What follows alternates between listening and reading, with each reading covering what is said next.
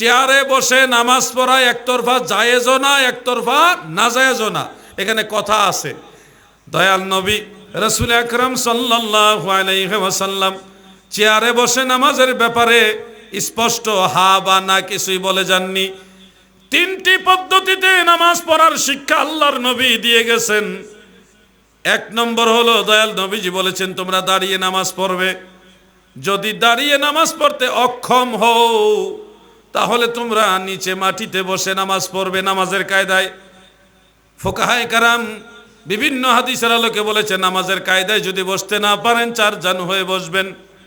যদি তাও অক্ষম হন, হাঁটুতে সমস্যা হয়, তাহলে পা দুইটা কেবলার দিকে লম্বা করে কেবলামুখী হয়ে নামাজ পড়বেন বসে, মাটিতে বসে। এই হলো দ্বিতীয় পদ্ধতি, দয়াল নবীজি রাসূল পাক সাল্লাল্লাহু আলাইহি ওয়াসাল্লাম বলেছেন। তৃতীয় পদ্ধতিটা হলো যদি বসে বসে নামাজ পড়তেও সক্ষম না হন তাহলে শুয়ে নামাজ পড়বেন, বিছানার মধ্যে শুয়ে অবস্থায় ইশারা নামাজ পড়বেন। এই তিনটা পদ্ধতি আমার দয়াল নবীজি শিক্ষা দিয়েছেন। ও আমার ভাই বন্ধুরা, এবার চেয়ারে বসে নামাজের বিষয়টা কোন দৃষ্টিতে নিব? চেয়ারে বসে নামাজের কিছু কিছু ক্ষেত্র আছে জায়েজ, আবার সব ক্ষেত্রে জায়েজ না। যেমন আপনি হজে যাচ্ছেন, উমরায় যাচ্ছেন, বিদেশ যাচ্ছেন বা কোথাও যাচ্ছেন, এর মাঝেই প্রতিমধ্যে নামাজের ওয়াক্ত হয়ে গেছে, প্লেনের ভিতরে আছেন, ওই প্লেনে নামাজের আলাদা কোনো সুব্যবস্থা নাই। এক্ষেত্রে আপনি কি করবেন?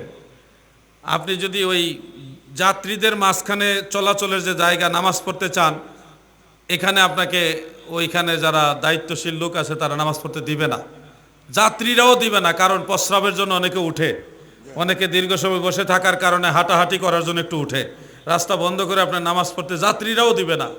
সেক্ষেত্রে ওই সময়ের জন্য ওই হালতে আপনি ওই প্লেনের সিটে অথবা বাসে, যেই বাস নামাজের বিরতির জন্য দাঁড়াচ্ছে না আবার নামাজও কাজা হয়ে যাচ্ছে, অথবা এরকম যানবাহনের মধ্যে আছেন যেখানে ওই অবস্থায় ওই গাড়িতে নামাজ পড়া ছাড়া বিকল্প আপনার কোনো রাস্তা নেই, ওই ক্ষেত্রে আপনি ওই সিটের মধ্যে ওই চেয়ারের মধ্যে বসে নামাজ পড়তে পারবেন। উজরের মাসআলা, এখন হুজুর মসজিদে আমি অসুস্থ, নামাজ কি করব? আমাকে ডাক্তার বলছে আমি যেন এইভাবে পা নামাজের কায়দায় এইভাবে চাপ দিয়ে না বসি, আমার হাঁটুর হাড় ক্ষয় হয়ে গেছে, অথবা আমার কোমরের হাড় ক্ষয় হয়ে গেছে, আমার রোগের সমস্যা, ডাক্তার আমাকে সরাসরি নিষেধ করেছে আমি যেন নামাজের কায়দায় না বসি, আমি যেন হাই কোমোটে হাজত সারি, আমি যেন ল কোমোটে না বসি, আমার হাঁটুতে যেন প্রেশার না পড়ে। এই ধরনের পরামর্শ এখন ডাক্তাররা গেলেই দেয়, ম্যাক্সিমাম ডাক্তার গেলেই এই ধরনের পরামর্শ দেয়। এবং অরিজিনালি অনেক মানুষ এই ধরনের অসুবিধার মধ্যেও আছে, মেরুদণ্ডের সমস্যা, হাড় ক্ষয় হয়ে গেছে ইত্যাদি ইত্যাদি ইত্যাদি। এই ক্ষেত্রে আপনাদের করণীয় কি?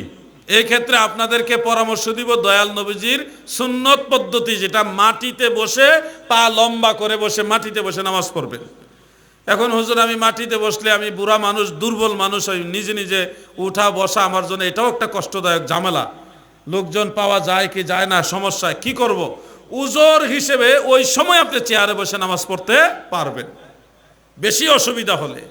কিন্তু সামান্য একটু অসুবিধা, পায়ে ব্যথা, হাঁটুতে ব্যথা, রগে টান দিছে, তেমন কোনো হাড় ক্ষয়, বড় ধরনের অসুবিধা নাই, এই অবস্থায় গিয়ে যদি আপনি মসজিদে চেয়ার খুঁজেন আর চেয়ারম্যান নামাজি হয়ে যান, ভাই সবাইকে ফাঁকি দিতে পারবেন, আমাকেও আপনি ফাঁকি দিতে পারবেন, আমাদের সবাইকে আপনি ফাঁকি দিতে পারবেন, কিন্তু আল্লাহ তাআলাকে ফাঁকি দেওয়া যায় না। এত কষ্টের নামাজ আপনার যদি আল্লাহর দরবারে কবুল না হয় তাহলে কষ্ট কার জন্য করলেন, কিসের জন্য করলেন? নামাজ যেহেতু পড়বেনই, মাটিতে বসেই পড়েন এবং সেজদা দেওয়ার চেষ্টা করেন, দেখবেন আল্লাহ তাআলা আপনার রোগ বেমার মাফ করে দিবে। আমিন বলেন।